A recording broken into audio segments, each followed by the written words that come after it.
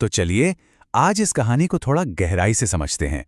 ये सिर्फ एक डरावनी कहानी नहीं है, ये इस बारे में है कि कैसे किसी समुदाय का डर और उसकी नफरत मिलकर एक ऐसा कर्म का हिसाब तैयार करते हैं जिसे एक ना एक दिन चुकाना ही पड़ता है।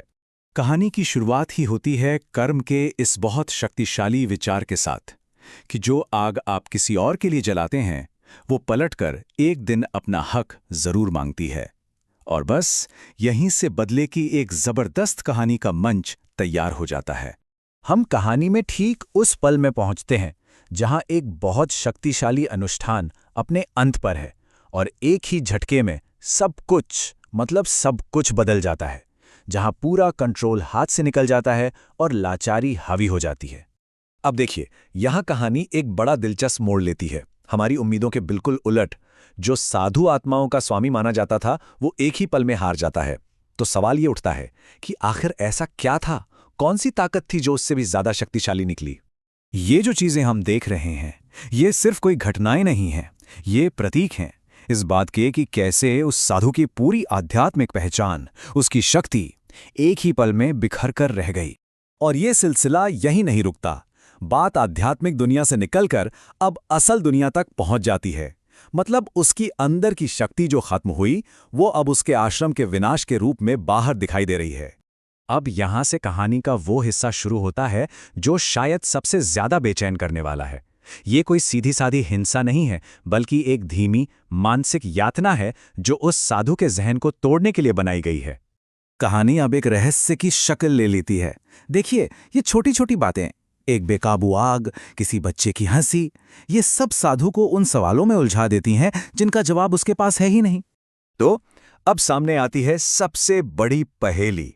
जिस आत्मा को वो वश में नहीं कर सका उसका नाम है अपराजिता, लेकिन जो नाम उसे बार बार परेशान कर रहा है वो है अश्विनी। और यकीन मानिए, यही इस पूरी कहानी की सबसे अहम कड़ी है। ये बहुत ही कमाल का तरीका है कहानी कहने का।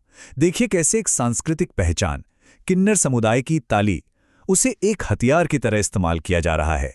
जो आवाज कभी समुदाय की पहचान थी वो अब एक डरावना संकेत बन जाती है कि हिसाब चुकाने का वक्त आ गया है।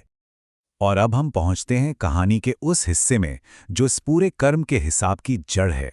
एक फ्लैशबैक जो उस पहले गुनाह को हमारे सामने लाता है जिसने इस पूरे आध्यात्मिक चक्र को शुरू किया था। तो अश्विनी कौन थीं? वो किसी से लड़ नहीं रही थीं, वो तो बस सहिष्णुता और बराबरी की बात कर रही थीं। लेकिन उसकी यही बातें साधु जैसे रूढ़िवादी लोगों के अधिकार के लिए एक सीधी चुनौती थीं, एक खतरा थीं। और यहां हम साफ साफ देखते हैं कि कैसे समाज की नफरत जब धर्म का चोला पहन लेती है तो वो बातों से शुरू होकर एक भयानक जानलेवा हिंसा में बदल जाती है।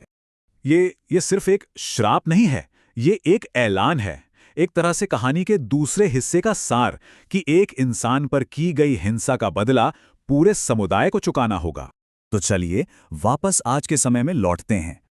अब हम जानते हैं कि जो भी हो रहा है वो बेवजह नहीं है। ये एक आध्यात्मिक कर्ज है जिसे बड़ी बेरहमी से वसूला जा रहा है। और देखिए, श्राप को सच होने में जरा भी देर नहीं लगती। और वो भी कब? ठीक उस वक्त जब पूरा समुदाय जश्न मना रहा होता है। बिल्कुल वैसे ही जैसे उन्होंने अश्विनी की जिंदगी की सारी खुशियां छीन ली थीं। साधु माफी मांगता है, गिड़गिड़ाता है, लेकिन जवाब में उसे क्या मिलता है? सिर्फ एक खामोशी और एक विजेता की मुस्कान।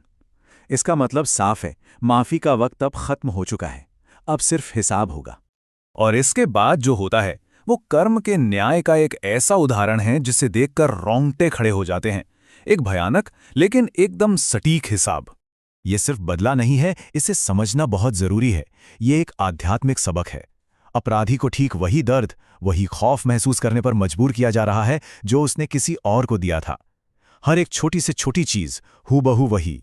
और कहानी यहीं हमें एक बहुत बड़े सवाल के साथ छोड़ जाती है। क्या ये जो हुआ वो न्याय है, या ये बस हिंसा के चक्र का एक और मोड़ है, एक और घुमाव है? ये सवाल न्याय की हमारी पूरी समझ पर ही एक सवालिया निशान लगा देता है।